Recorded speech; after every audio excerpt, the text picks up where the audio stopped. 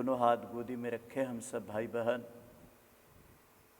परम चेतना का प्रवाह हमारे मातृ केंद्र युग तीर्थ शांति पुंज हरिद्वार से प्रभावित होता है और जिसके श्रद्धा स्थान है चैतन्य तीर्थ के सजल सद्दा प्रखर प्रज्ञा महाकाल की समाधि, सप्त ऋषि मंडल, वेद माता गायत्री, अखंड दीपक, देवात्मा हिमालय।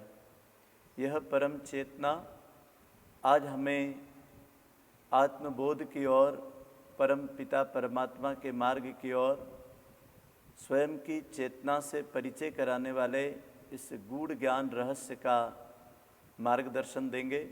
हम सब उनकी शरणागति भाव से उनकी शरण में चलते हैं। कहते कि जो शरण में मुमुक्ष याचक या जिज्ञासु आता है तो निश्चित परमात्मा उसे कुछ कृपा दृष्टि करते हैं। हम सब की भावनाओं को गुरुदेव माता जी सुन रहे हैं और वो कृपा पात्रों को आज अपने मैं क्या हूँ इस विषय के ऊपर प्रेरणाएं प्रदान करेंगे।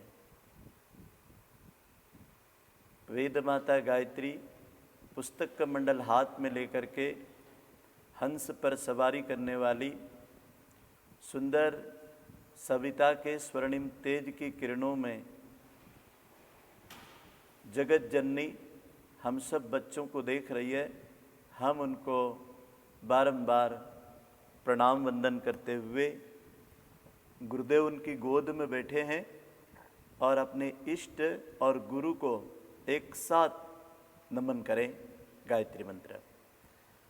ओम भूर्भुवः स्वः तत्सवितुर्वरेण्यं भर्गो देवस्य धीमहि धियो यो नः प्रचोदयात्। ध्यानमूलं गुरुर्मूर्ति पूजामूलं गुरुपदम् मंत्रमूलं गुरुर्वाक्यं मोक्षमूलं गुरु कृपा। मोक्षमूलं गुरु कृपा। प्राण और प्रकाश शरीर में उपस्थित परम कृपालु गुरु सत्ता, जिनके पावन चरणों में हम सब अखंड चरण वंदन करते हैं। भाइयों बहनों, युग ऋषि वेद मूर्ति तपोनिष्ठ पंडित श्री राम शर्मा आचार्य जी ने परम सद्या परम वंदनीय माता जी ने इस पूरे विश्व ब्रह्मांड में अनेक प्रकार की जिज्ञासाओं के लिए अपने जीवन को उन्होंने पहले प्रयोगशाला बनाया और उस प्रयोगशाला में जो सूत्र निकल करके आए उन सूत्रों को विचार क्रांति के माध्यम से जन जन तक पहुंचाने के लिए साहित्य सृजन किया।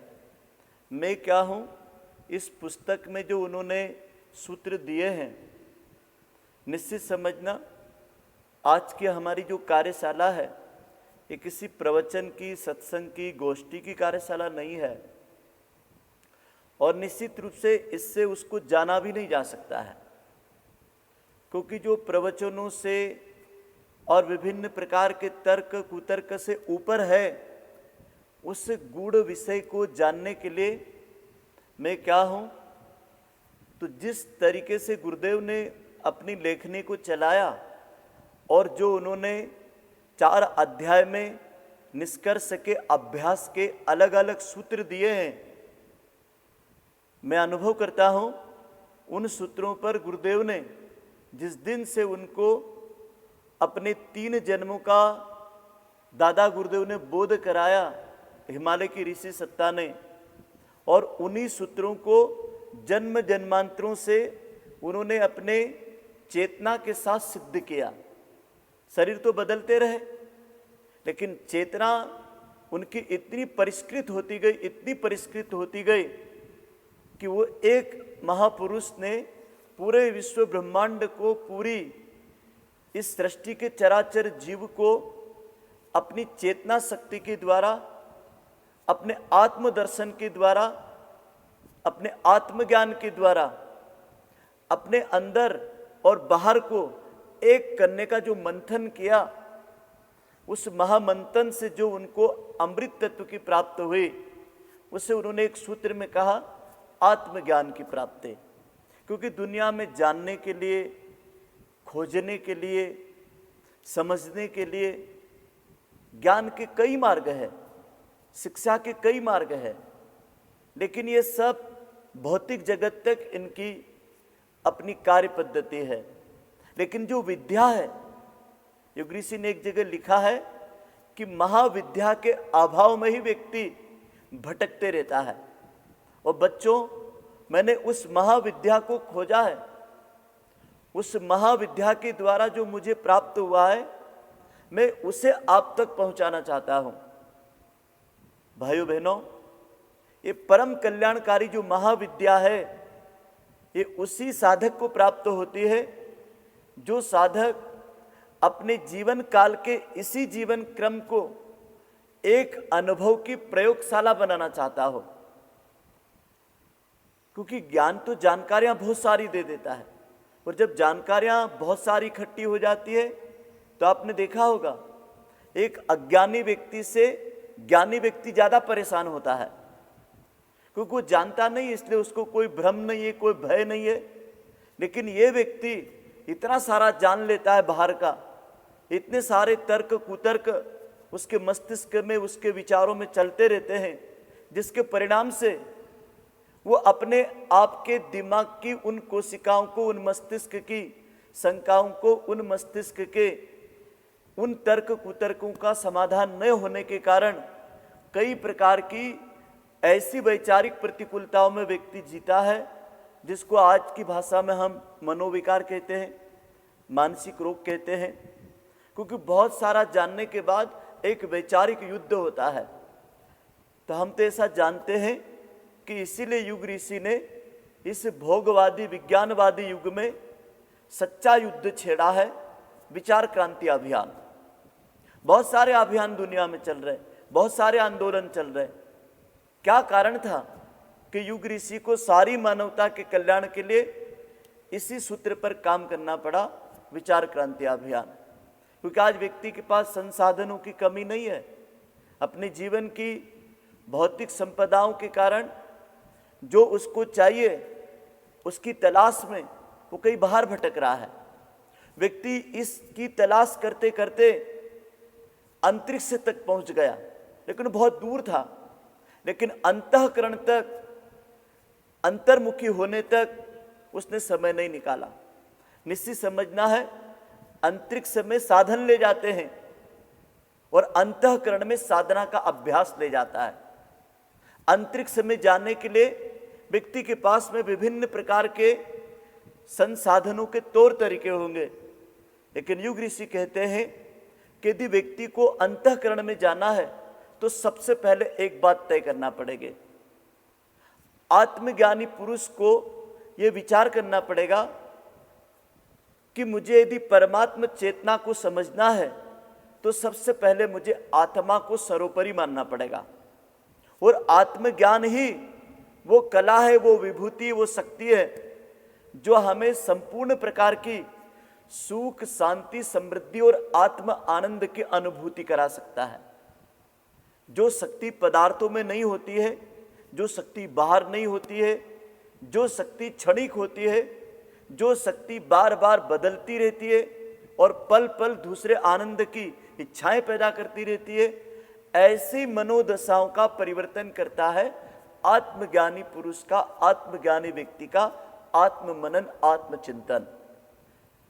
देखो भाइयों बहनों, ये तो बात पक्का हो चुका है कि हम कुछ पाने के लिए आए हैं, हम कुछ खोजने के लिए आए हैं जो हमारे लिए इस लोक और अगले लोक की यात्रा में भी काम आए, और हम जिसकी तलाश में आए हैं वो तलाश हमारी पूरी हो जाए। वो हमारा लक्ष्य इसी जीवन में प्राप्त हो जाए, जिसे प्राप्त करने के लिए बारंबार मनुष्य को जन्म लेना पड़ता है। भाइयों बहनों, आत्मज्ञानी पुरुष को यह हमेशा विचार करना चाहिए कि जो मेरा शरीर है, ये मेरा जो मन है, ये मेरी आत्मा के लिए मात्र एक वस्त्र है। मात्र इस वस्त्र के साथ में एक औजार है, एक हथियार है, एक यंत्र है। इस आत्मदेव का, इस शरीर का पिंड एक केवल मात्र मंदिर है। यदि इतनी बात समझ में आ गई हमको, तो हम आत्म तत्व को समझने के सूत्रों में प्रवेश करने के लिए अपने अंतःकरण से सब प्रकार के भय और भ्रम से मुक्त होकर के एक लक्ष्य पर हमारा चिंतन चलने लगेगा कि मैं शरीर नहीं हूं, मैं मन नहीं हूं, मैं आत्मा हूं।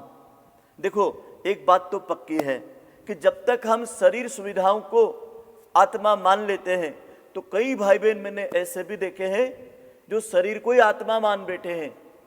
कई लोग अपने विचारों को और जो कुछ मन से कर रहे हैं उसी मन को ही आत्मा मान बैठे हैं, जबकि शरीर और मन आत्मा से पृथक है, आत्मा से अलग है।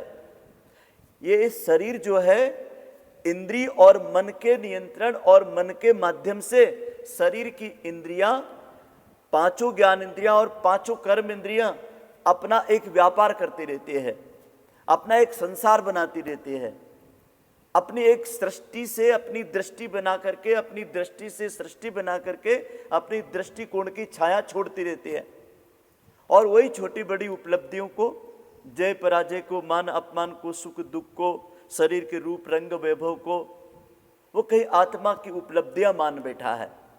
नहीं भाइयों बहनों, युग ऋषि स्पष्ट लिखते हैं कि साधक को जब आत्मज्ञान की प्राप्ति होती है, तब उसके अंदर भाव संवेदनाओं का ऐसा जागरण होता है जो उसको आत्म अनुभूति की ओर प्रेरित करता है। मान लो कोई मंत्र है, या कोई देवी देवता है, या कोई आस्था के केंद्र है, वहाँ तो कई लोग जाते हैं, मैं भी जाता हूँ, आप भी जाते हैं और लोग भी आते हैं। लेकिन सब लोग वहाँ जाते तो हैं, करते तो हैं, रहते तो हैं, लेकिन सबकी भाव दशा अलग अलग होती है। क्योंकि चीज एक ही है जिसके पास सब जा रहे हैं। जैसे पतंगा उड़ता हुआ प्रकाश में जा करके अपने आप को समर्पण कर देता है, समाप्त कर देता है। जैसा बीज अपने आप को जाकर के जमीन में गला करके समाप्त कर देता है, परिणाम में उसकी जो चेतना है वो तीन चीज पा लेती है। वो धूप पा लेती, मिट्टी पा लेती, पानी पा लेती, हवा के सहारे वो अपना विकास कर लेता है। किसी दिन वो अकेला था, लेकिन आज वो लहलाने लगा, फलने फूलने लगा, क्योंकि वो जो चेतना है उसका विस्तार वो कर रहा है। तो इसलिए आत्मज्ञानी पुरुष क्या करता है? आत्म विस्तार को सोचता है, आत्म निर्माण को सोचता है। हमें जो भौतिक निर्माण कर रहे हैं ना, न तो हमारी आत्मा का लक्ष्य है, वो न आत्मा की उपलब्धि है, उसका लक्ष्य तो कुछ और ही है। वो अपने लक्ष्य की ओर जब जाती है, तब इन सब से उठ करके, अभी आपको एक साधक की भूमिका से सोचना पड़ेगा। इन सब से उठ करके साधक कैसे भाव में सोचता है। नंबर एक, आपके सामने तीन भाव हैं, क्योंकि आपका जो जीवन का क्रम है ना, उसको युग ऋषि ने तीन भागों में बांट दिया है। पहला भाग बांटा शरीर का भाव। शरीर भाव में जीने वाले लोग, यदि आप किसी से बातचीत करते हैं, किसी से संवाद करते हैं, भैया आप कौन हैं, उसका नाम बता देगा, जाति बता देगा, उसका वर्ण व्यवसाय बता देगा, उसका पद प्रतिष्ठा बता देगा, उसके जीवन का वैभव जो भी कुछ उसने अर्जित किया है वो बता देगा, वो कहाँ का रहने वाला, स्थान इत्यादि का पता बता देगा। लेकिन ये भी सब कुछ आत्मा के लिए कोई स्थान नहीं रखता है। क्यों? क्योंकि ये उसका कोई परिचय नहीं है। गुरुदेव का शरीर जो आप देख रहे हैं, गुरुदेव की जाति वर्ण देख रहे हैं, गुरुदेव का नाम देख रहे हैं, गुरुदेव की कद काठी देख रहे हैं, ये भी वो नहीं है। वो खुद कहा करते थे कि मैं शरीर नहीं हूं, मैं विचार हूं।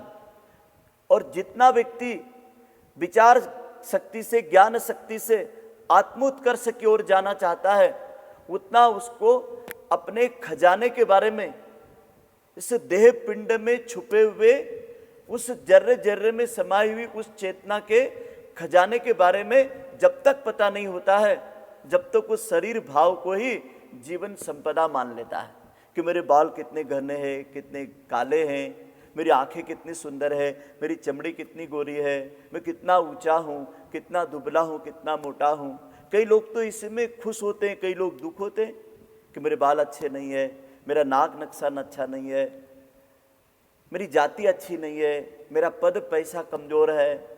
क्यों? क्योंकि शरीर भाव में जी रहे हैं। जब तक व्यक्ति शरीर संपदा में जीता है तो वो जीवन संपदा के एक पक्ष का उपयोग कर रहा है, जिसको युग ऋषि कहते हैं पशु प्रवृत्ति। इसमें कुछ नहीं है, इसमें पेट प्रजनन की व्यवस्था हो सकती है, इससे आपके जीवन की जो भी सुख दुख की यात्रा है उसको आप महसूस कर सकते हैं। ये निश्चित समझ में आ गया हमको कि शरीर भाव में जीने वाले लोग शरीर संसाधनों को प्रसन्न करने के लिए, इसके लिए नाना प्रकार की सुविधाएं जुटाते हैं, स्वास्थ्य के सरंजाम जुटाते हैं, इसको विभिन्न प्रकार के स्वच्छता के साधन देते हैं, अलग अलग तरीके से इसको सुंदर दिखने के लिए कुछ न कुछ सौंदर्य प्रसाधन की वस्तु का भी उपयोग करते हैं, गहनों का उपयोग करते हैं, महंगे महंगे कपड़ों का उपयोग करते हैं, क्योंकि वो ये मान चुके हैं कि हमारी पहचान शरीर है। लेकिन ये नहीं है। देख लीजिए, आपकी पहचान यदि शरीर होती या शरीर की सुंदरता होती तो शाश्वत होना थी, लेकिन ये तो सब मरने वाली है। आपने जितने भौतिक साधन खड़े करे हैं वह हमारे सारे भौतिक साधन एक दिन समाप्त होने वाले हैं। जो शरीर हम देख रहे हैं ये भी 4 अवस्थाओं में पूर्णता की ओर जा रहा है। युग ऋषि लिखते हैं कि पहला 25 साल आपने ब्रह्मचर्य के लिए दे दिया, यह अवस्था पूरी हो गई ज्ञान अर्जन की।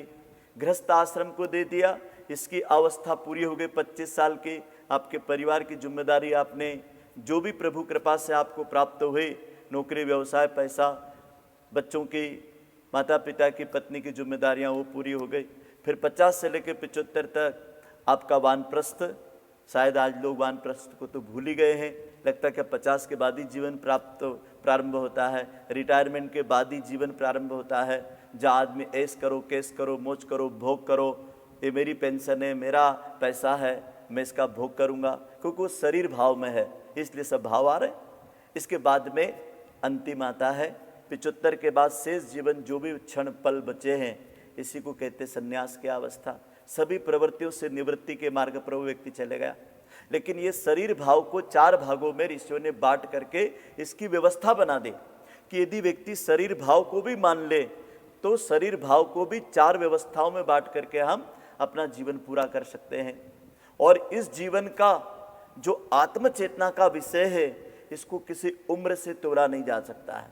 जिस दिन ये आवाज उठ जाए, मैं कौन हूँ, मैं क्या हूँ, मुझे क्या करना चाहिए, मुझे परमात्मा ने क्यों भेजा है, मेरा यहाँ असली रिश्ता किससे है, मेरा वो कौन है जो मुझे सुला देता है, मेरा वो कौन है जो मुझे जगा देता है, मेरा वो कौन है जो मेरे संपूर्ण जीवन के इस क्रम का हिसाब रखता है, मेरा वो कौन है जो मेरे हर कर्म की परिणति को अच्छे अच्छे सुंदर कर्मों को ओर प्रेरित करता है और मुझे बुरे बुरे कर्मों को रोकता है, टोकता है और मेरे जीवन का परिणाम मुझे किसी भी रूप में भोगने के लिए मेरे जीवन को इसी सुख दुख की यात्रा का परिचय करे। एक बार तो आवाज उठनी चाहिए कि सब खेल जो चल रहा है भौतिक जीवन का, एक नाटक की तरह चल रहा है।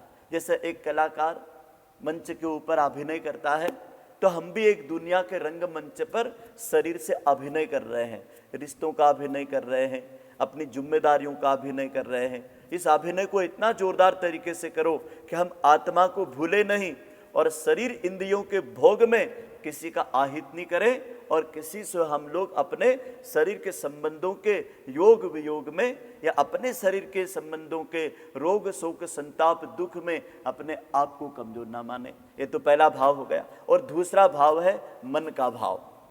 देखो, मन का भाव भी आत्मा का कोई लेना देना नहीं, जैसे शरीर से नहीं है। मन के भाव में क्या होता है, विचार शक्ति है, और विचार शक्ति है तो मन है, और मन है तो सबसे पहले आता है राग और द्वेष। राग कहते हैं आवश्यकता से अधिक अटैचमेंट, लगाव, और द्वेष कहते हैं किसी के प्रति भी जलसी, ईर्षा, दुर्भावना, बस मैंने तो उसके प्रति टारगेट बना रखा है। पूर्वाग्रह से ग्रसित होना। हम कई बार लोगों को जीवन में देखते हैं कि किसी के प्रति एक मान्यता बना लेते हैं, वो तो ऐसे हैं, ऐसे ही हैं, लेकिन आप कभी किसी के बारे में पूर्वाग्रह से ग्रसित होकर के कोई मान्यता मत रखिए। क्यों? युग ऋषि लिखते हैं जो क्षण क्षण पल पल बदलते रहता है, उस बदलाव को आप महसूस करो, चाहे अपने बच्चों में, अपनी पत्नी में, अपने मित्रों में, अपने स्टाफ में, अपने सहकर्मियों में, अपने पड़ोसियों में।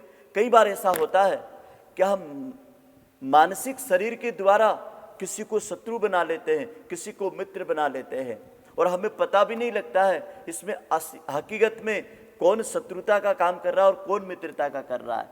क्यों? क्योंकि हम तो राग और द्वेष में जीते हैं। तो हमारा ऋषि लिखता है कि राग और द्वेष इस सबसे पहले मन के दुख के कारण है। इस सब में साक्षी भाव ऊंचा है, समता भाव सब में ऊंचा है, और इस भाव को प्रेरित करने के लिए युग ऋषि ने मैं क्या हूं इसके सूत्रों को और प्रेरित किया है।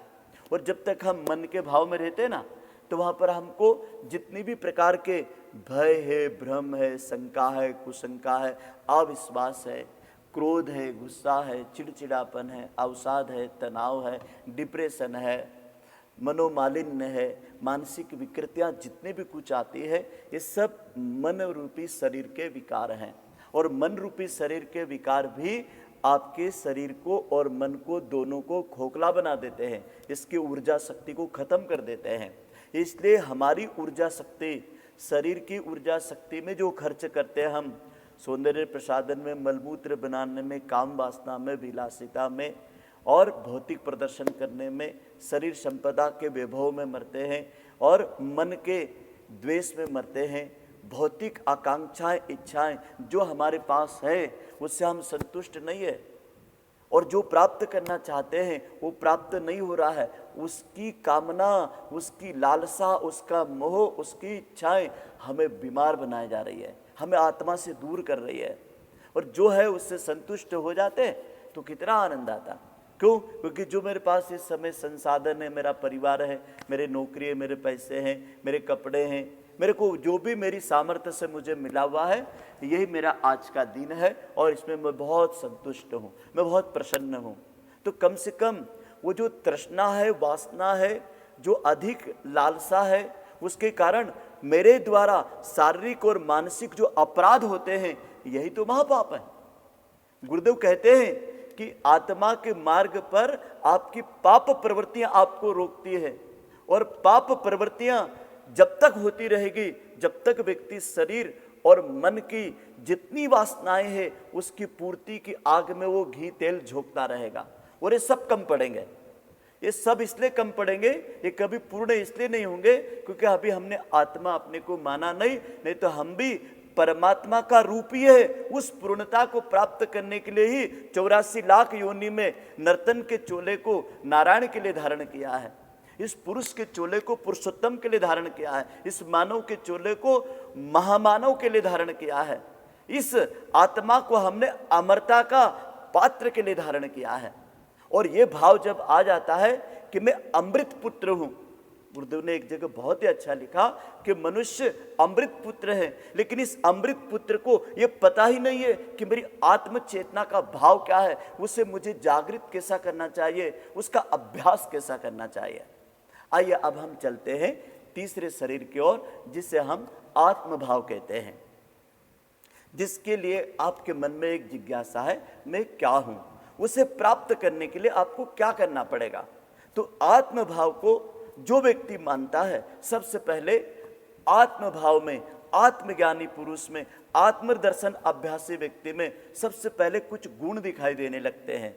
वो उदार होते हैं, वो विनम्र होते हैं, वो सहज होते हैं, शांत होते हैं, सबके प्रति सहकार और सहयोग की भावना रखते हैं, वो क्षमा से भरे पूरे रहते हैं, प्यार और प्रेम लबालब दूध के गिलास की तरह निश्चल मन में उनके भरा हुआ रहता है। उनका आत्मभाव इतना ऊंचा उठा रहता है कि सदैव वो जिनसे भी मिलते हैं पेड़ों से, पक्षियों से, वनस्पतियों से, किसी रिश्तेदारों से, अपने कुटुंबी स्वजनों से, तो इसमें वो सबसे पहले आत्मभाव को देखते हैं। तो जिस प्रकार से मैं अपने आत्मा के लिए, दूसरे की आत्मा के सम्मान के लिए जब खड़ा होता हूं, तो मेरी तो विस्तार है, मेरी तो आत्मा का विस्तार है। कहते ना कि जब आत्मवत सर्वभूतेषु के जब भाव आ जाते हैं, तो ये मेरा विस्तार अनंत हो जाता है, इतना अनंत हो जाता है कि फिर यहाँ कोई जातियाँ नहीं बचती, कोई क्षेत्र नहीं बचते हैं, कोई सीमाएं नहीं बचते हैं। तभी तो गुरुदेव ने एक जगह लिखा, अच्छा उस समय जनसंख्या रही होगी 625 करोड़। तो उनके प्रवचन में मैंने एक जगह सुना, बच्चों मैं 625 करोड़ लोगों के भाग्य और भविष्य के निर्माण के लिए इस धरती पर मुझे ईश्वर ने चुना है, और मैं उसी कार्य के लिए मैं लगा हुआ हूँ। अब सोच लीजिए, अब उनके लिए कोई जाति नहीं है, कोई सीमा नहीं है, कोई राज्य नहीं, कोई जिला नहीं, कोई गांव नहीं है, कोई वर्ण नहीं, कोई स्त्री पुरुष का भेद नहीं है। ये आत्मवादी व्यक्ति का सबसे बड़ा उदाहरण है गुरुदेव। आत्मज्ञानी गुरुदेव ने अपने जीवन में अपनी आत्मा का विस्तार संपूर्ण चराचर के जीवों में इस तरीके से प्रेषित कर दिया कि उनको सब कुछ तू ही तू, वही वही, सब कुछ वही दिखाई देने लगा, जिसकी प्राप्ति के लिए लोग अनेक प्रकार के जो कर्मकांड करते अध्यात्म में, कितने प्रकार की पूजा पत्री, विभिन्न प्रकार के जप तप जो भी कुछ करते हैं, वो आत्मज्ञानी पुरुष के लिए करना नहीं पड़ते हैं, वो तो सधे हुए हैं, वो स्वतः ही होते हैं। करना तो उनको पड़ते हैं जो शरीर और मन से करना चाहते हैं। जो शरीर और मन से जो भी करना चाहते हैं, उनको अभ्यास के लिए अलग अलग साधनों की आवश्यकता पड़ती है।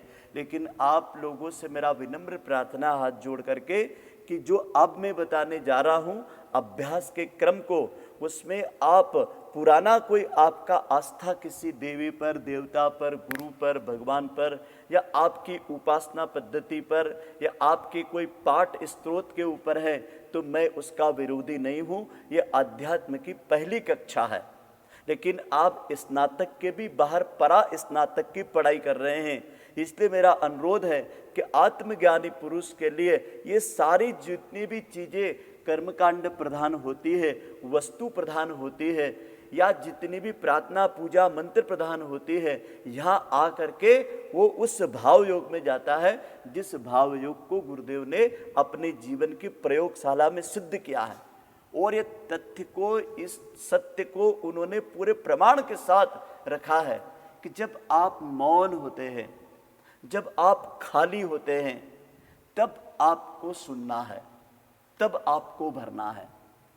अच्छा कोई बोल रहा है तो आप सुन रहे हैं, अच्छा कोई जगह भरी हुई है तो अगला व्यक्ति वहां प्रवेश नहीं कर रहा है, क्योंकि जब तक हम स्वयं खाली नहीं होते हैं, जब तक दूसरी चीज का प्रवेश नहीं होता है, और जब तक हम मौन नहीं होते हैं, जब तक हम दूसरी चीज को सुनते नहीं है। अच्छा इस सारे ब्रह्मांड में, सारे चराचर व्यवस्थाओं में जो भी कुछ बना हुआ है, वो सब पदार्थ चेतना के अलग अलग रूप रंग की व्यवस्था बनी हुई। इसकी सुंदरता अपनी सीमा तक है, क्योंकि ये मनुष्य उसको अपने तरीके से बना लेता है, अपने तरीके से मिटा देता है। लेकिन जो शाश्वत है, जो पूर्ण है, जो कभी समाप्त नहीं होता है, जो सदैव पूर्णता की ओर ले जाता है, वहाँ पर वो आत्मज्ञानी पुरुष, एक दो बातों से आप जल्दी समझ जाओगे। नित्य किसे कहते हैं और अनित्य किसे कहते हैं। एक बात तो समझ में आ गई, जो सदा है उसे नित्य कहेंगे, वो जो बदलते रहता है, परिवर्तित होते रहता है, मिलता और बिछुड़ते रहता है, वो अनित्य है।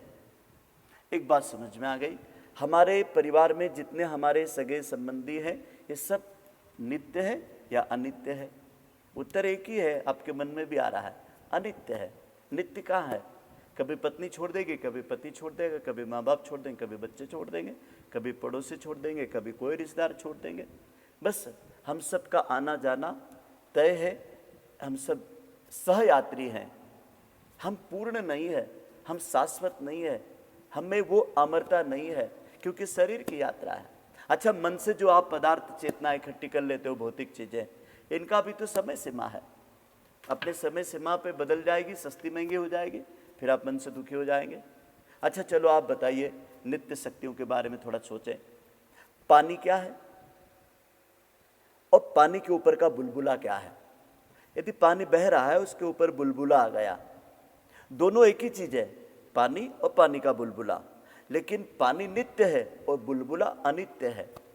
क्यों? क्योंकि वो तो क्षण भर के लिए उठा है, चले जाएगा। चलो, ये बिल्डिंग आप देख रहे हैं, ये आकार में दिखती है, लेकिन ये सत्य नहीं है। परम सत्य तो ये है, बिल्डिंग ने एक दिन गिरना है। इसमें लगी हुई मिट्टी नित्य है, लेकिन जो आकार मैंने देखा है ये अनित्य है, ये बदलने वाला है। अच्छा, हवा चल रही है, ये नित्य है, और आंधियां अनित्य है। जो साधक ये विचार कर ले कि मेरे शरीर के द्वारा और मेरे मन के द्वारा जो भी मैं सुख खोज रहा हूं, ये सब कुछ अनित्य सुख है, ये नित्य सुख नहीं है। और हम कभी कभी इन्हीं सुखों की मग तृष्णा में हम नित्य सुख को भूल बैठते हैं। हम उस परम आनंद की अनुभूति को भूल जाते हैं। क्यों? क्योंकि यही हमको कभी कभी रुलाते रहते हैं, इनका ही मिलना बिछुड़ना हमें कभी कभी दुख देते रहता है। तो भगवान बुद्ध ने भी इस बात को कहा है कि साधक को अनित्य बोधि होना चाहिए।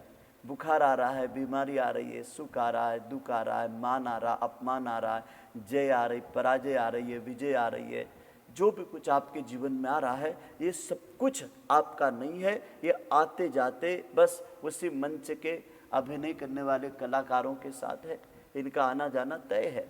बस आपको तो अपना अभिनय करना है कि मुझे अपने नित्य शक्तियों के प्रति प्यार करना है। कैसे कर सकते हैं? तो युग ऋषि एक बहुत ही सुंदर सूत्र के माध्यम से समझाते हैं। मैं क्या हूँ, इसी पुस्तक में उन्होंने 4 बातें आपके परम सत्य के बोध के लिए दिया है। इसी 4 बातों को समझने के लिए गुरुदेव ने एक पाठ्यक्रम बनाया है, सार्वभौम पाठ्यक्रम में उसको कहूँगा। उपासना, साधना और लोक आराधना, इस सार्वभौम पाठ्यक्रम बनाया है। यदि गुरुदेव के शब्दों में कहें कि आत्मज्ञानी बनने के लिए सबसे पहले क्या करना पड़ेगा, तो उन्होंने यहीं से शुरुआत करी कि व्यक्ति को उपासना पद्धति को अपने जीवन में पास बैठने वाली प्रक्रिया को अपनाना पड़ेगा। अब देखो, संविधा में चेतना है, लेकिन उस संविधा को चेतना के संपर्क में लाना पड़ेगा, जब जा करके वह संविधा चेतना बन जाएगी। आग तो है लकड़ी में, लेकिन वो लकड़ी के पास आग जब भी पैदा होगी जब वो आग के पास जाएगी, जब वो चेतना के पास जाएगी। इसीलिए उपासना का सबसे सरल तरीका है कि हमें परमात्मा रूपी इस पूरी प्रकृति के साथ संवाद करना चाहिए, उपासना नियमित करना चाहिए। इसके बाद में दूसरा क्या बताया उन्होंने? जीवन साधना, अपनी ज्ञान इंद्रियों को, कर्म इंद्रियों को नियंत्रण में रखने के अभ्यास को बनाए रखने का सतत अभ्यास होना चाहिए। क्यों? क्योंकि शरीर के द्वारा पाप और पुण्य होता है, पतन और उत्थान होता है। कई बार हम इसको समझ नहीं पाते हैं और अपना जीवन साधना के सूत्र को भी हम कभी उपासना मान लेते हैं, जबकि उपासना मंत्र जप अलग है। ये स्वयं की साधना को गुरुदेव ने साधना कहा है, भगवान की साधना को उपासना कहा और स्वयं की साधना को साधना कहा। स्वयं को साधना, स्वयं के औजार को तराशना। स्पष्ट हो गया कि जब ये आत्मा का औजार है, ये शरीर और इंद्रियां, तो हम इसको धार धार रखें। हम जो देखना चाहे वही देखें, जो सुनना चाहे वही सुने, जो बोलना चाहे वही बोले, जो खाना चाहे वही खाएं, जो पहनना चाहे वही पहने, जितनी जरूरत की चीजें उतना ही रखें, अपरिग्रही का जीवन जिए। कैसे आएगा ये? तो वहां युग ऋषि समझाते हैं लोक आराधना के द्वारा आएगा। क्योंकि लोक आराधना वही व्यक्ति कर सकता है जो आत्म भाव को जानता है कि मेरे बाद भी ये दुनिया है, मेरे पहले भी दुनिया थी, मेरे साथ भी दुनिया है, मेरे बाद भी दुनिया है। तो मैं इस दुनिया के लिए ऐसा कुछ करके जाऊं कि मेरी इस जीवन की यात्रा का, इस मन के विकास के द्वारा जो मैं अर्जित कर सकता हूं इस शरीर सामर्थ्य से, उससे मैं कुछ परमार्थ कर लूं। ये आत्मा का सबसे बड़ा स्वार्थ है, क्योंकि आत्मा का सबसे बड़ा स्वार्थ है परमार्थ। और परमार्थ में जितना आप त्याग करोगे, जितना बलिदान करोगे, जितना अपने लिए कठोरता रखोगे, जितना अपना तप करोगे, उतना परमार्थ बढ़ता चले जाएगा। कई बार तो हमने क्या कर रखा है कि इस शरीर इंद्रिय के इन हाथों से, इन चक्षुओं से, इन कर्म और ज्ञान इंद्रियों से दुनिया को अपन ने पकड़ रखा है। और हम यही बोलते रहते हैं ये दुनिया मेरी है, बच्चे मेरे, मकान मेरा है, कार मेरी है, साधन मेरे, ये पद मेरा है, ये कुर्सी मेरी है, मैं अमुक हूँ, मैं अमुक हूँ, इसमें हमने ऐसा पकड़ रखा है। अच्छा, गुरुजी बहुत अच्छे उदाहरण से समझाते हैं। एक कलश था, उसका मुंह छोटा था। अब क्या हुआ, गलती से एक बंदर ने उस कलश के अंदर अपना हाथ डाल दिया। अब वो कलश के अंदर अन्न रखा हुआ था, अनाज के कुछ दाने थे। बंदर ने उस कलश के अंदर मुश्किल से हाथ तो डाल लिया, छोटा मुंह के बाद भी मेहनत करके डाल लिया। अब वो अंदर हाथ जा करके खुल गया, और खुलने के बाद उसने वहाँ पर जो अनाज के दाने थे समेट करके मुट्ठी में पूरे दाने, कोशिश करी कि जितने अनाज के दाने हैं ये पूरे में इकट्ठा कर लो। सारे इकट्ठा करके अच्छी बड़ी मुट्ठी बन गई वो। अब उसने उस मुट्ठी से उस अनाज को बाहर निकालने की कोशिश करी, खूब कोशिश करी, लेकिन वो बाहर नहीं आए। तब वो जोर जोर से चिल्ला चिल्ला के कहने लगा, अरे देखो, अनाज ने मेरा हाथ पकड़ रखा है, इस कलश के अंदर कोई प्रेत है, कोई दैत्य है, कोई अशुभ है, उसने मेरा हाथ पकड़ रखा है, इस अनाज ने मेरा हाथ पकड़ रखा है। बहुत जोर जोर से चिल्ला रहा, परेशान हो रहा, व्याकुल हो रहा, दुखी हो रहा है। भाइयों बहनों, जैसे उस बंदर के दिमाग में आत्मबोध की चेतना का एक ठोका पड़ा, किसका? दिव्य ज्ञान का, दिव्य चक्षु का, उस विवेक शक्ति का। और जैसे ही उसने उस मुट्ठी को खोला और फिर उसका हाथ बाहर निकल आया। बस इतने में हम पूरा आत्मदर्शन समझ सकते हैं कि आत्मदर्शन इतनी सी बात है कि शरीर ने और मन ने जो पुरुषार्थ करके इस दुनिया के अंदर प्रपंच करके जो अपना विस्तार करके अपनी मुट्ठी में पकड़ रखा है, इसको हम अपना कह कर अपने पास लाना चाहते हैं और इस सब को छीन करके अपना बनाना चाहते हैं। और इसका परिणाम क्या हो रहा है? वो बाहर आ नहीं रहा है और हमने आवश्यकता से ज़्यादा को उठा भी रखा है। सामर्थ्य से ज़्यादा हमने अपनी आवश्यकताएं बढ़ा रखी है, अपनी आवश्यकता से ज़्यादा की इच्छाएं बढ़ा रखी है। वही मुट्ठी है, वो बंदर की मुट्ठी, यही कामना वाली, यही तृष्णा वाली, जिस मुट्ठी से अब हम खींचना चाहते हैं। वो आएंगे नहीं, वो तो खोलना ही पड़ेगा एक बार। चाहे मरने के बाद खोलो, चाहे जीते जी खोल लो। मरने के बाद तो लाखों करोड़ों लोगों ने खोला है। कुछ लोग हैं जिन्होंने जीते जी खोला है, वो संत सुधारक और शहीद बन जाते हैं, परिव्राजक बन जाते हैं, युग शिल्पी बन जाते हैं, लोक नायक, लोक सजेता बन जाते हैं और अनेक लोगों के लिए कल्याण का मार्ग का रास्ता खोल देते हैं। गुरुदेव ने वो मुट्ठी खोले, हम आपको खोलने के लिए उन्होंने आह्वान किया, हम इसी रास्ते पर फिर निकल पड़े कि आत्मकल्याण के लिए हम भी ये प्रपंच की, ये माया की, ये लोक जीवन की, सारे प्रपंच की मुट्ठी को हम खोलेंगे और परम कल्याण के मार्ग पे चलेंगे। भाइयों बहनों, अब मैं आपसे अनुरोध करूंगा कि 2 मिनट का आपका महत्वपूर्ण मैं प्रयोग कराने जा रहा हूं आज का पहले अध्याय का, क्योंकि अध्याय तो इसके 4 हैं। तो मैं आपको पृष्ठ क्रमांक 1 से पृष्ठ क्रमांक 15 तक का मैंने आज केवल सिलेबस आपको प्रयास किया है और मैंने जो अपने जीवन काल अवधि में जितना मैंने इसको समझा है, उस अनुभूति के आधार पर ही इस विषय को रखा है। इस विषय को मैं यही कहूँगा कि मैंने केवल आपको हिमालय की राई बताई है, बाकी सब कुछ तो गुरुदेव हैं। उस हिमालय जैसे व्यक्तित्व को आप खंड नंबर 58 भी पढ़ सकते हैं, आत्म उत्कर्ष का परम आधार ज्ञान। उस खंड नंबर 58 को पढ़ेंगे तो इसी पुस्तक का और बड़ा विस्तार वहाँ पर भी आपको मिल जाएगा।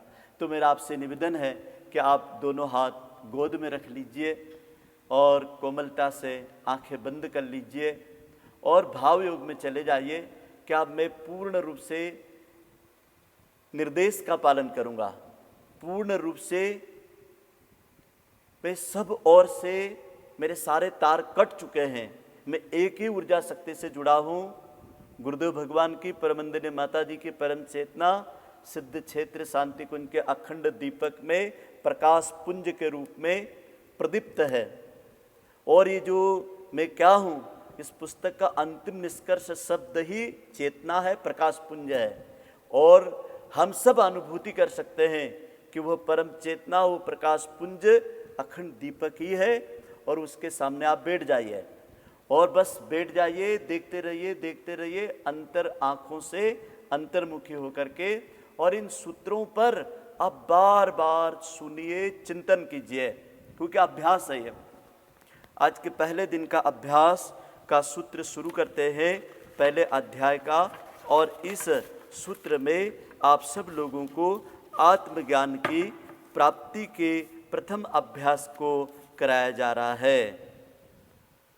इस जीवन सिंधु के सागर का आप लोग मंथन कर रहे हैं, जहाँ पर आप अपने जीवन की उस पूर्ण परब्रह्म की आत्मा रूपी शक्ति को, आत्मा रूपी पारस को, आत्मा रूपी कल्प वृक्ष को, आत्मा रूपी कामधेनु को आप पाने जा रहे हैं। मैं कौन हूँ? इसका उत्तर है मैं आत्मा हूँ। मैं शरीर नहीं हूँ, मैं मन नहीं हूँ, और इस शरीर मन के द्वारा जो उपलब्ध हुआ है ये मेरी उपलब्धि नहीं है, ऐसा आत्मज्ञानी पुरुष बारंबार कह रहा है। मैं उत्पन्न नहीं हुआ हूँ, फिर मेरा जन्म और मृत्यु कैसे? मैं उत्पन्न नहीं हुआ हूँ, फिर मेरा जन्म और मृत्यु कैसे? मैं प्राण नहीं, फिर मुझे भूख प्यास कैसे? मैं प्राण नहीं, फिर मुझे भूख प्यास कैसे? मैं चित्त नहीं हूँ, फिर मुझे शोक मोह कैसे? मैं चित्त नहीं, फिर मुझे शोक मोह कैसे? मैं कर्ता नहीं हूँ, फिर मेरा बंधन और मोक्ष कैसे? मैं कर्ता नहीं हूँ, फिर मेरा बंधन और मोक्ष कैसे? धीरे से आप अपनी आती जाती श्वास पर ध्यान केंद्रित कर लीजिए। एक भी सांस आपकी बगैर चेतना के, बगैर अनुभूति के, बगैर संवेदना के न तो अंदर जाए न बाहर आए। 1 मिनट दीजिए, सब ओर से शांत हो जाइए, अपनी 5 ज्ञान इंद्रियों को समेट लीजिए। ना आप सुनिए, ना आप देखिए, ना आप बोलिए, ना आप सुगंध लीजिए, ना आप स्वाद चखिए, ना आप अपने अंगों को हिलाइए, अपने आप को शिथिल कर दीजिए 1 मिनट के लिए।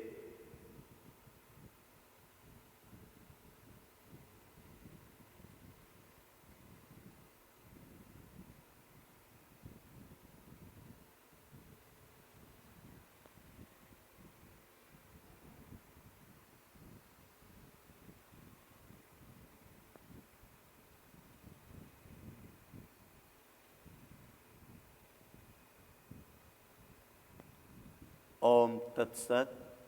है ईश्वर, तेरी इच्छा पूरी हो। समस्त भाई बहनों के आत्मस्वरूप चेतना को मैं नमन करता हूँ, प्रणाम करता हूँ। हृदय से आपकी जिज्ञासाओं को धन्यवाद देता हूँ। ये विषय बड़ा गूढ़ है, इसके अभी 3 अध्याय बाकी है, और मैं तो मानता हूँ इस अभ्यास को जितना करोगे उतना आप मौन होते जाओगे और अंदर की आनंद में खोते और डूबते चले जाओगे। जैसे सागर के किनारे पे मरे हुए सीप, घोंगे और हड्डियाँ मिलती है, लेकिन गहराई में रत्न मिलते हैं, ऐसे ही आत्मज्ञानी पुरुष को धैर्यपूर्वक गहराई में जाना पड़ता है। और जितना उतला उतला अध्यात्म करोगे उतना उतना आप उसी समुद्र के किनारे वाली जो चीज़ें हैं वो तो मिल जाएगी आपको। वो मिलना नहीं मिलना कुछ भी अर्थ नहीं रखता है। बस साधक को तो स्वयं के भाव से बाहर निकलना है और आत्म भाव में ही रमण करना है। आज की साधना का आप 1 साल अभ्यास करेंगे तो आप समझ पाएंगे कि मैं आत्मा हूँ, ये बात तय है।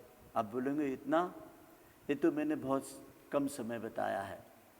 जब आप खुद इसका अभ्यास करोगे तो आपको लगेगा कि जितना कुछ आज हमने सुना है इसका अभ्यास, कई लोग तो आप में से ऐसा सोच रहे होंगे कि ये तो बहुत ही हिमालय गिरी कंदरा गुफाओं में रहने वाले लोगों के लिए है, या आप जैसे पूर्णकालिक जीवनदानी कार्यकर्ताओं के लिए है। ऐसा नहीं है। गुरुदेव का आत्मवादी चिंतन जो है वो लंगोटी लगाने वाला नहीं है, जटा दाढ़ी बढ़ाने वाला नहीं है, घर परिवार और गृहस्थ छोड़ने वाला नहीं है, बस भाव दशा बदलने वाला है। और वो भाव दशा आप घर में रह के बदल सकते हो, ऑफिस में रह के बदल सकते हो, अपने परस्पर मिलने जुलने वालों के बीच में बदल सकते हो। ये आपके ऊपर है कि आप आत्मज्ञानी बनना चाहते हैं या शरीर और मन के भाव में जीना चाहते हैं। आप सबको मैं हृदय से प्रणाम करता हूँ। ओम शांति शांति।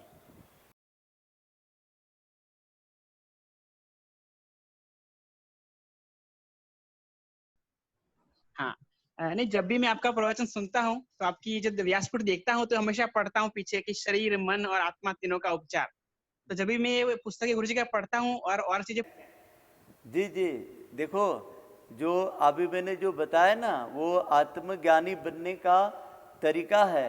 हम क्या करते हैं, कहते ना कि ये बहुत कलुषित व्यक्ति है, ये बहुत कलुषित मन वाला व्यक्ति है, तो आपकी जो आत्मशक्ति है वो आपका उपचार करती है। वेद बन करके, डॉक्टर बन करके, वो पूर्ण है। सभी दवाइयाँ आत्मज्ञानी के पास है, सभी विधा आत्मा के पास है। जिसे आप बाहर खोज रहे हैं वो आत्मा के भंडार में है।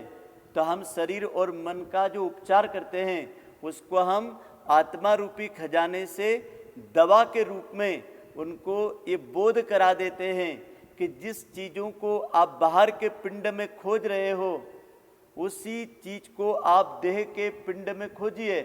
जैसे कहते हैं ना, यत पिंडे तद ब्रह्मांडे, जो ब्रह्मांड के पिंड में है वो आपके पिंड में है। और आपके पिंड के खजाने में आपको आत्मबोधि होकर के ही रोग से लड़ना है, प्रतिकूल परिस्थितियों से लड़ना है।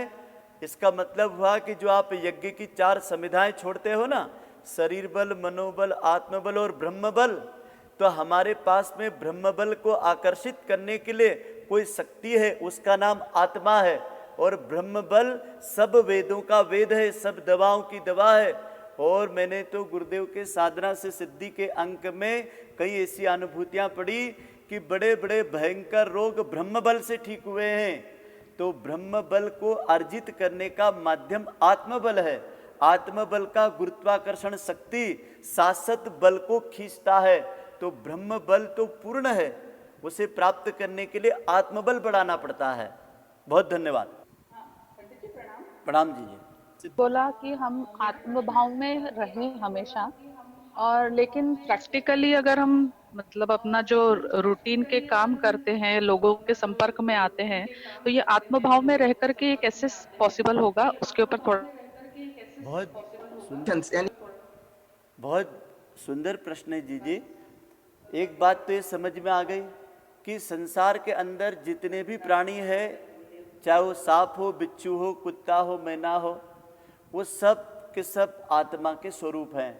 अपनी आत्मरक्षा के लिए यदि कोई भी प्राणी आपका देह का, मन का उग्रता पूर्वक, संकल्प पूर्वक आपको हानि पहुंचा रहा है, तो उसके साथ आप जो भी शरीर और मन से व्यवहार करते हैं वो आपकी आत्मा की ताकत लगा दीजिए, उसमें कोई नुकसान नहीं।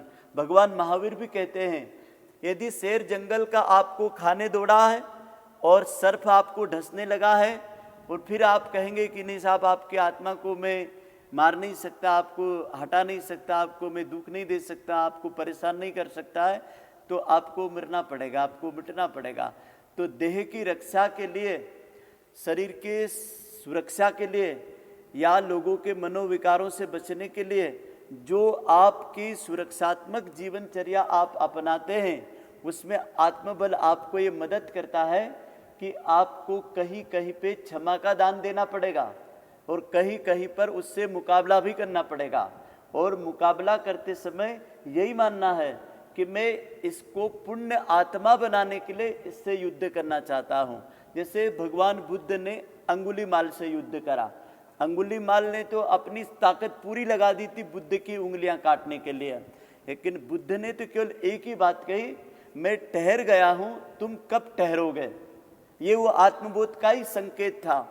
इतनी बार उसने सुना लेकिन नहीं परिवर्तन आया, लेकिन बुद्ध की वाणी से सुनते ही धम्मम शरणम गच्छामि, बुद्धम शरणम गच्छामि, संघम शरणम गच्छामि, वो बोल रहा है जो रात दिन पापमय जीवन जीता था वो पुण्य के मार्ग पे चले गया। तो युग निर्माणी परिजनों को किसी को परिवर्तित करने के लिए अपने जीवन की सदाशयता और दिव्य गुणों के ब्रह्मास्त्र से लड़ना है, उनकी जैसी प्रतिक्रियाओं से नहीं। अगला प्रश्न। आदरणीय पंडित जी, अगला प्रश्न डॉक्टर कविता पूछ रही है। वो ऐसा पूछ रही है कि अगर हम आत्मभाव में जी रहे हैं तो हम अपने जीवन के जो अपने प्रोफेशनल लाइफ के एम्बिशंस यानी आकांक्षाएं रखें, जैसे घर है, हमको घर लेना है, हमको गाड़ी लेनी है, हमको प्रोफेशन में डीन बनना है, तो ऐसी आकांक्षाएं नहीं रखनी चाहिए क्या? बहुत सुंदर। भाइयों बहनों, मैंने आपको कभी भी आपके जीवन के वर्तमान के कर्मों से, वर्तमान की जिम्मेदारी उत्तरदायित्वों से मुक्त होने के लिए आत्मबोध का कोई पाठ नहीं पढ़ाया है। मेरा ऋषि कहता है अपनी सामर्थ्य, आवश्यकता और योग्यता में आप जो भी कुछ कर रहे हैं उसको आप करें, किसी को दिखाने के लिए और किसी की स्पर्धा के लिए न करें। वो शरीर और मन के भाव में चले जाएगा और प्रदर्शन में चले जाएगा। आपकी ज़रूरत की चीज़ के लिए जो भी आप अच्छा से अच्छा, सस्ता से सस्ता विकल्प करके आप करते हैं अपनी सुविधा और स्वास्थ्य की सुरक्षा के लिए, तो आत्मभाव के लिए वो किसी भी प्रकार का बाधक नहीं है। आत्मभाव का साधक अच्छा घर में रहे, अच्छी कार में घूमे, अच्छा पानी पिए, अच्छी मोबाइल रखें, अच्छे परिवार में अपने बच्चों को पढ़ाएं, इसमें कोई आत्मभाव में बाधक नहीं है। बाधक वो है कि मेरे पास सामर्थ्य नहीं है और मैं बड़ी इच्छा रख रहा हूं, तो वो आत्मभाव में बाधक है। एक राजा भी आत्मभाव में आ सकता है और एक झोपड़ी वाला भी आत्मभाव में आ सकता है। झोपड़ी वाला झोपड़ी में आत्मभाव का ध्यान करें, राजा और महल वाला महल में आत्मभाव का भाव करें। अपने से किसी का आहित नहीं हो, ये सोच करके जो भी कुछ हम करते हैं वो सब आत्मभाव में आता है। अगला प्रश्न अमर भैया ने पूछा है कि श्वास पर ध्यान कितने समय न्यूनतम नित्य करना चाहिए? आपने 1 साल की ये योगिक क्रिया बताई है, तो कितने? इसके जो अगले अभ्यास है ना, उसमें जाने के लिए मैंने जो अनुभव करा और मैंने जो प्रयोग करे वो मैंने एक एक अभ्यास का 1-1 वर्ष दिया था। तो ये मेरी जो मैं क्या हूँ इसको मुझे 4 साल लगे समझने में, क्योंकि आप पढ़ने को तो इस किताब के केवल 48 प्रश्न है, एक दिन में 1 घंटे में पढ़ लोगे, लेकिन इसके एक एक अभ्यास के जो सूत्र दिए हुए हैं उसको समझने के लिए और उसकी अनुभूति लेने के लिए 1-1 वर्ष लगता है। तो आप निरंतर बिना किसी धैर्य टूटे अपना जो आज का मैंने अभ्यास कराया है 15 प्रश्न का, इन सूत्रों का आप अभ्यास जारी रखें।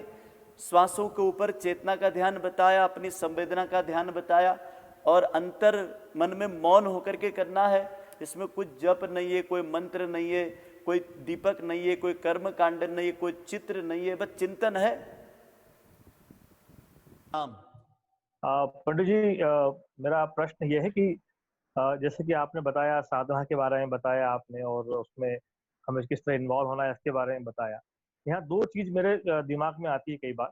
एक तो है जैसे बताया आपने जप, और जो बाकी चीजें हैं वो उपासना का एक पक्ष है और साधना स्वयं का पक्ष है। जी। तो जैसे बात होती है कि व्यक्ति को 1.25 लाख जप करने हैं या 11 माला सुबह करनी है, 21 माला करनी, हमको इस तरफ मालाओं की गिनती की तरफ जाना है या हमें साधना की तरफ जाना चाहिए? क्या है, या दोनों को साथ कॉम्बिनेशन होना चाहिए? क्या बेहतर तरीका है?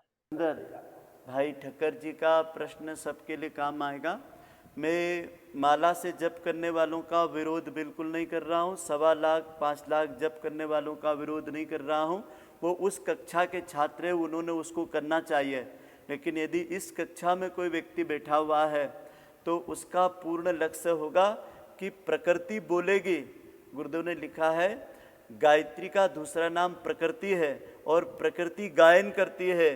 तो गायत्री का साधक जब उच्च स्तरीय भाव में जाता है तो प्रकृति जो बोल रही है उसको मौन होकर के अपनी तरफ से बिना कुछ बोले उस प्रकृति की शब्द शक्तियों को, प्रकृति की पर ब्रह्म की महानाद को, शब्द ब्रह्म नाद ब्रह्म में गुरुदेव लिखते हैं कि जब व्यक्ति मौन हो जाता है, साधक साधना के अलग अलग अंग बताएं जिसमें तुरंग अवस्था जो होती है, तो उस तुरिया अवस्था में जब साधक जाता है तो मैं क्या हूँ का साधक अगली स्टेज में जाता है तो वेद माता गायत्री बोलती है, मतलब ये प्रकृति, ये जब प्रकृति गायन करती है तो वो शिष्य सुनता है और उसके अंदर की जितनी भी निष्ठाएं हैं, जितना भी समर्पण है, वो अपनी जीवन साधना के साथ ऋषि और गुरु अनुशासन में जुड़ करके अपने स्वयं के निर्माण में वो अपनी पूरी मानसिक शक्तियों को खर्च करता है।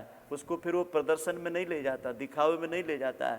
तो जप की संख्या प्राथमिक विद्यार्थियों के लिए अनिवार्य है, लेकिन स्नातक के छात्रों के लिए माला पकड़ना और जप की संख्या अनिवार्य नहीं है। जप और मंत्र के भाव और उसकी प्राण शक्ति की अनुभूति की आवश्यकता है। होता है, शरीर तो स्वस्थ रहता है, ये प्राण का आत्मा से क्या संबंध है? प्राण शक्ति एक दिव्य विभूति, गुरुदेव ने खंड नंबर 17 लिखा है, उसमें एक बात गंभीरता से लिखा है, प्राण ही परब्रह्म है, प्राण ही चेतना को प्रदीप्त करने का एक माध्यम है, प्राण ही इस देह पिंड को सजीव रखने का एक माध्यम है। जहाँ जहाँ प्राण है वहाँ वहाँ चेतना की सघनता है और जहाँ प्राण की निष्क्रियता है वहाँ पर देह पिंड का गलना सड़ना और निष्क्रिय होना संभव है। तो जब हमारे शरीर पिंड से प्राण निकल जाता है तो शरीर के सभी भौतिक अंग अवयव रहते हैं, लेकिन ये देख नहीं सकते, सुन नहीं सकते, चल नहीं सकते, पढ़ नहीं सकते, याद नहीं रख सकते हैं, अपना सारा सिस्टम समाप्त हो जाता है। तो युग ऋषि लिखते हैं कि जब व्यक्ति प्राणायाम करता है तब वो अपने आत्म चेतना की अग्नि तत्व को प्रदीप्त करता है, क्योंकि जो चेतना शक्ति है उसको उन्होंने प्रकाश का स्वरूप दिया, स्वर्णिम सूर्य उदय का स्वरूप दिया, उसको अग्नि का तेज का स्वरूप दिया है। तो उस स्वरूप का मुख्य भोजन प्राण होता है। यदि कहीं आग है उसको थोड़ा आप हवा करिए तो वो दावानल बन जाएगी, प्रदीप्त और प्रखर हो जाएगी।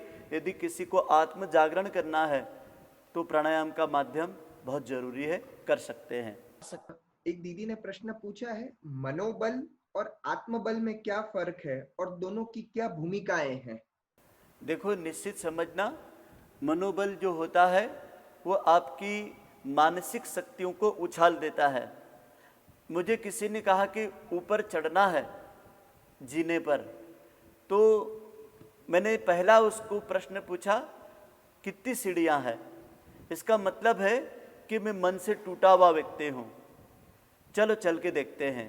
तो उसने मनोगत भावों को तैयार कर लिया और जब मनोगत भाव तैयार हो गए तो आपको तो सीढ़ी के पहले पायदान पे रखना है। प्रारंभ ही अंत है।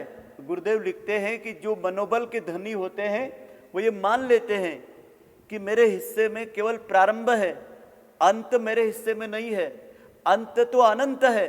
इसलिए आपको प्रारंभ आपकी सामर्थ्य अनुसार करना है। उसके लिए सबसे पहले मन की तैयारी के लिए आपको अपना हौसला, अपनी हिम्मत को बुलंद करना है। तो ये मन का संबंध है आपके भौतिक जीवन की तैयारी के लिए। अब दूसरा इन्होंने पूछा आत्मा का क्या संबंध है। आत्मा का संबंध इस भौतिक जीवन से बाहर निकल करके परमात्मा चेतना की ओर अग्रसर होकर के जो कदम उठ गए वहां से वापसी नहीं होना, वहां से पीछे नहीं आना। एक बार की घटना है, परमहंस जा रहे थे तो कुछ शिष्यों ने कहा हम भी आपके साथ चलते। तो स्वामी विवेकानंद जी ने कहा, बोले कि गुरुदेव बहुत लोग चल रहे, बोले आप तो बोले वहाँ जगह छोटी है। बोले चलने दो ना बेटा, चलने दो। तो थोड़ी दूर गए तो कुछ लोग पीछे रुक गए और कुछ लोग पीछे रुक गए।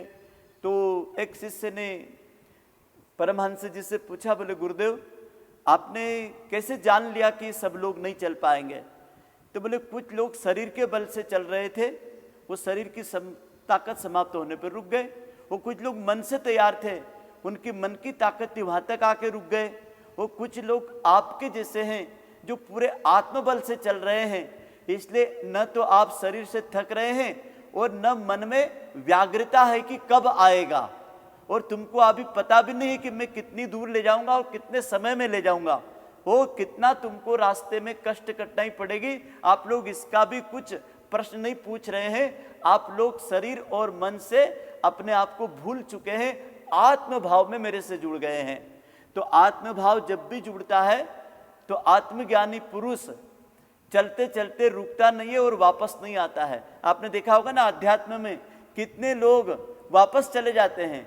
मैंने ही देखा गायत्री परिवार में, मेरे संपर्क में, मेरी अभी गायत्री परिवार की ये मान करके चलो कि लगभग 45 साल की उम्र है, वो मेरी जो उम्र है वो 55 साल की है। तो इन 45 सालों की गायत्री परिवार की मैंने उम्र में देखा कई लोग गुरुदेव से दीक्षा ली, गुरुदेव से जुड़े, गुरुदेव का खूब काम करा। और किसी समय में उनके गांव में गया तो वो ऐसा बोलते थे, बोले अभी हमने तो दूसरे बाबा जी को, दूसरे गुरु महाराज जी से दीक्षा ले ली, अब हम उनका करते हैं, हमने तो गायत्री परिवार कब का छोड़ दिया है। मैं कहा ठीक है भैया, मैं कहा कि गुरुदेव ने तो आपको नहीं छोड़ा, आपने उनको छोड़ दिया होगा, क्योंकि वो आत्मज्ञानी पुरुष था, उन्होंने आपके आत्मा से संबंध रखा है। चलो जितने दिन तुमको यहाँ अपना आनंद मिलता हो ले लो, बाकी परम आनंद और परम लक्ष्य मैं नहीं मानता हूँ कि जो विश्व में कोई कर सकता है वो गुरुदेव नहीं कर सकते हैं। मेरी तो अंतरात्मा से मैं कहता हूँ, यदि विश्व में कोई कर सकता है वो सारे काम परम पूज्य गुरुदेव के सूत्र कर सकते हैं, और जो गुरुदेव के सूत्र नहीं कर सकते हैं वो कोई भी नहीं कर सकता। ये बात पूरी अनुभव से कहेंगे। जो चीज आपको वेदों में मिल जाएगी, गीता में मिल जाएगी, महाभारत में मिल जाएगी, वो सब गुरुदेव के सूत्रों में मिल जाएगी। तो ये बहन का तीनों प्रश्नों का उत्तर मिल गया, शरीर का भी, मन का भी और आत्मा का भी। ये तीनों बल अलग अलग रूप से ब्रह्म बल की ओर जाते हैं। अगला। प्रणाम भैया।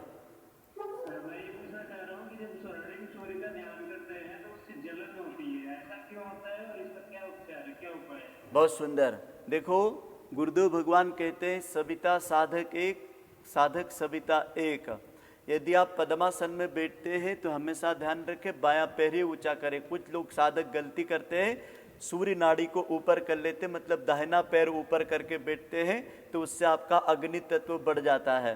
दूसरा, सूर्य के ध्यान शब्द गुरुदेव ने बोला, तो कभी भी सूर्य उदय के बाद वाले सूर्य का ध्यान आप बिल्कुल ना करें, ना मानसिक रूप से ना स्थूल रूप से। गुरुदेव भगवान कहते हैं स्वर्णिम सूर्य उदय, मतलब संधि काल का सूर्य उदय, मतलब जहाँ रात्रि जा रही है, दिन आ रहा है, और वो स्वर्णिम प्रभा मंडल जो है वो इतना शांत, इतना शीतल प्रकाश है, वो फिर भी आपको तकलीफ है, तो आप पहले बाएं स्वर से 5 बार सांस ले ले, 5 बार छोड़ ले, मतलब चंद्र नाड़ी की 5 क्रियाएं वरुण मुद्रा में कर ले। टीची उंगली को दबा करके जल तत्व को, यदि आपका अग्नि तत्व बढ़ा हुआ है, उसको आप चंद्र नाड़ी से और वरुण मुद्रा से, जल तत्व मुद्रा से संतुलित कर ले भैया।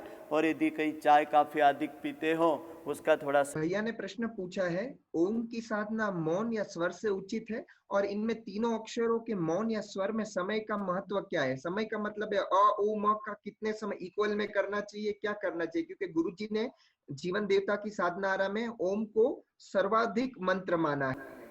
देखो, ओम के बारे में गायत्री गुहा विवेचन करके गुरुदेव का वांग्मय खंड है, उसमें उन्होंने ओम के 19 अर्थ बताए हैं। और ये कहा है अकार, उकार और मकार का जब आप उच्चारण करते हो तो आपका स्थूल, सूक्ष्म और कारण, ये तीनों लोक, तीनों सृष्टि क्रम के भावों को आपका इलेक्ट्रॉन, प्रोटॉन, न्यूट्रॉन, वात, पित्त, कफ, ब्रह्मा, विष्णु, रुद्र, ये तीनों नाड़ियों का कंपन करता है। तो जब अकार, उकार, मकार, तो इसके 3 चरण है। अकार को 1 हिस्सा, उकार को 2 हिस्सा और मकार को 3 हिस्सा। अभी मैं बोल रहा हूं ओम का नाद, सब भाई बहन सुनेंगे। ओ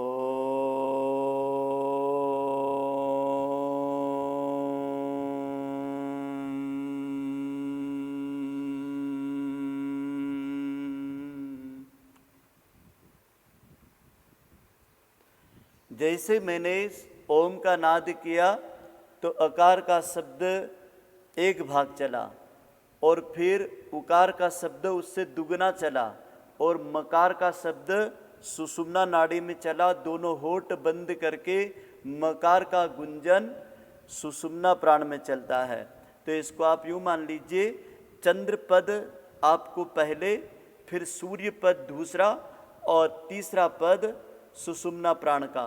तो गुरुदेव लिखते हैं कि गायत्री त्रिपदा है और ये इंजन है। जैसे तीनों फेस से यंत्र अच्छा चलता है, इसलिए ओम को उन्होंने ब्रीच कहा, सेतु कहा। शब्द शक्तियों को इस छोर से उस छोर तक जोड़ने के लिए, आपकी शब्द शक्ति की नाद को इस देह से उस परमात्मा चेतना से जोड़ने के लिए ओम बहुत अनिवार्य है, आवश्यक है। यदि आप पूरा गायत्री मंत्र की साधना ना भी करें और केवल ओम के ही 24 नाद इन 24 उंगलियों पे कर ले, ये पॉइंट दिए गुरुदेव ने, ये शक्ति के पॉइंट हैं। तो 12 इधर चंद्र नाड़ी पर और 12 इधर, इसमें 7.5 मिनट लगता है, और 7.5 मिनट में ये आपके 24 नाद आराम से हो जाते हैं, और इससे आपको अद्भुत शक्ति प्राप्त होती है। आप करके देखना, अकार उकार का नाद इस सुरेंद्र भैया ने पूछा है कि जीवन लक्ष्य की प्राप्ति में वासनाएं जो बाधक होती हैं, उनका निवारण का सरल मार्ग क्या है? सबसे सरल मार्ग ये है, यदि व्यक्ति का लक्ष्य तय है तो फिर लक्ष्य में कोई वासना का यदि प्रवेश होता है, इसका मतलब है कि हमारे लक्ष्य में कहीं दोहरा मापदंड है। मैं इसको भी खुश कर दूं और इसको भी खुश कर दूं, इसको भी साध लूं और इसको भी साध लूं। तो ये साधक को ऐसा मान करके चलना है कि ये किनारे तर तो जाना चाहता है, लेकिन ये दोनों नाव में पैर रख के जाना चाहता है। ऐसे साधक को अपने लक्ष्य के लिए, ऊंचे उद्देश्य के लिए, यदि छोटे छोटे शूद्र कर्म को, छोटे छोटी वासनाओं को, छोटी छोटी बाधाओं को यदि आपको थोड़ा बहुत तिलांजलि देना पड़े, तो कहते हैं कि ऊंची प्राप्ति के लिए छोटा छोटा त्याग ही आपके मार्ग को ऊंचे मार्ग तक ले जाने में मदद करता है। क्योंकि यहाँ तो सब आते ही हैं। अब देखो, यदि उर्वशी अर्जुन के जीवन में आई तो उसके लक्ष्य से उसको हटाने के लिए आई, लेकिन अर्जुन पक्का था, उसने अपने लक्ष्य को ध्यान रखा। उस विश्व की सुंदरी को उसने अपने लक्ष्य से माँ कह करके हटा दिया, जबकि उसके दंडे में उनको 1 वर्ष का नपुंसक का जीवन भी जीना पड़ा। तो उन्होंने अपने लक्ष्य को ऊंचा माना और उसको स्वीकार कर लिया। बस इससे आप सब कुछ समझ सकते हैं कि लक्ष्य भेदी पुरुष के लिए विश्व का कोई सुंदर से सुंदर आपके सामने कोई आ जाए, प्रलोभन या चित्त में अवसर, लेकिन आपने जो लक्ष्य बना रखा है, हम लोगों के जीवन में कई बार ऐसे प्रसंग आते हैं। कोई वस्तुओं का प्रलोभन देता है, कोई पद का प्रलोभन देता है, कोई कुछ सम्मान का प्रलोभन देता है, लेकिन हम अपना निर्णय बदलते नहीं है। हमने जो व्रत ले रखा ना, उस व्रत को हम नहीं छोड़ते, क्योंकि हमारा लक्ष्य से ये सब भटकाने वाले भाव हैं। बाबूजी, मैं लास्ट में कैलाश महाजन जी को बोलूंगा कि वो अपना अंत का कंक्लूजन दे। कैलाश महाजन बाबूजी, आप अनम्यूट करें। सदैव भाई साहब को प्रणाम। युग तीर्थ की वाणी सब भाई ध्यान से सुने। कैलाश महाजन बाबूजी, आ रही है आवाज मेरी? हाँ, आ रही है। हाँ, बहुत ही अच्छा। देखो, ये जो मैं क्या हूँ किताब है, जिस महापुरुष ने 3200 किताब लिखी, वो व्यक्ति अपनी पहली किताब मैं क्या हूँ लिखता है। इससे आप अंदाज लगाइए कि गुरुदेव क्या चाहते होंगे। गुरुदेव चाहते थे कि हमारे परिजन, जितने भी हमारे बेटे हैं, हमारे शिष्य हैं, वो अपने को शरीर भाव से हटा करके और आत्म भाव में स्थित करें। क्योंकि जब तक हम शरीर भाव में रहते हैं, तब तक हमको शरीर की समस्याएं, शरीर की चिंताएं, शरीर के रिश्तेदार, संसार, इसमें व्यक्ति उलझ जाता है। जबकि जीवन का लक्ष्य ही होता है आत्मबोध। आत्मा मतलब परमात्मा को प्राप्त करना। तो आत्मा को प्राप्त करने के लिए जो आत्मबोध होता है, गुरुदेव ने तो इस किताब को बताया है कि ये वेदांत की सबसे महत्वपूर्ण किताब है। और हम बुक स्टॉल में जब काम करते थे, देखा हरिद्वार के जितने भी महात्मा लोग जो वेदांत पर क्लासेस चलाते हैं, वो अपने शिष्यों को कहते हैं कि वहां जाओ शांति कुंज और गुरुदेव की किताब लेके आओ। तो इस किताब को तो हर व्यक्ति ने अनिवार्य रूप से पढ़ना चाहिए, इसीलिए तो उसको पहली किताब कहते हैं। लेकिन शायद हम लोग भटक गए, उस किताब को छोड़ दिया और बाकी सब दूसरी गतिविधियों में लग गए। तो आत्मभाव में स्थित, इसी को स्वभाव कहते हैं। स्वभाव मतलब स्व में स्थित जब हो जाते हैं हम। स्वभाव का मतलब ये होता है, अपन कहते हैं ना स्वस्थ हूँ। स्वस्थ का मतलब केवल शरीर या स्वास्थ्य से नहीं है। स्वस्थ का मतलब जो स्व में स्थित हो जाता है, आत्मा को जानना, आत्मा को पहचानना, ये पूरा इन 4 अध्यायों में इतना अच्छा। हालांकि किताब इतनी जबरदस्त है कि आज देखो ना, आज पौन घंटे में केवल आप एक ही अध्याय कर पाए हैं, क्योंकि ये किताब इतनी गूढ़ रहस्य की है। तो हम चाहते हैं कि इस ग्रुप में जितने भी लोग जुड़े हैं, कम से कम वो तो संकल्प कर लें कि हम इस किताब को पढ़ेंगे।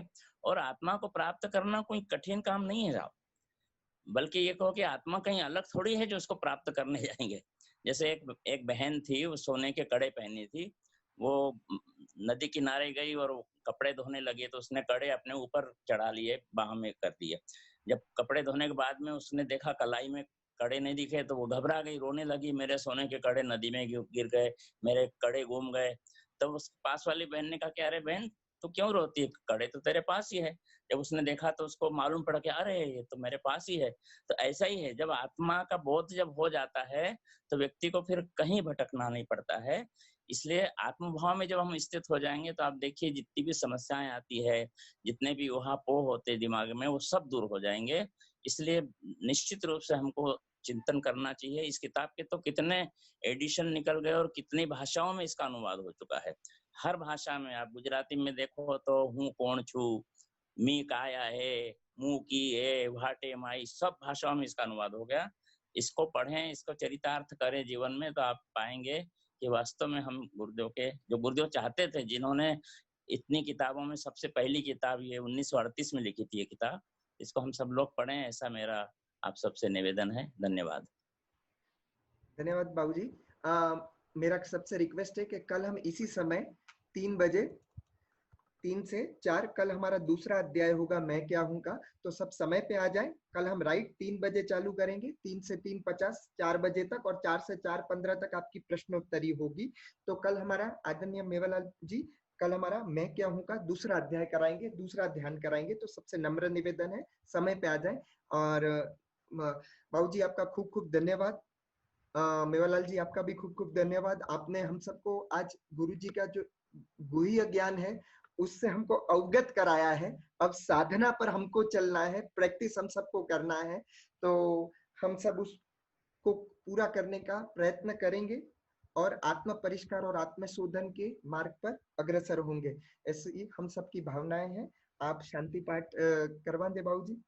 ओम विश्वानि देव सवित दुरितानि परासुव यद्भद्रं तन्नासुव। ओम शांति शांति शांति।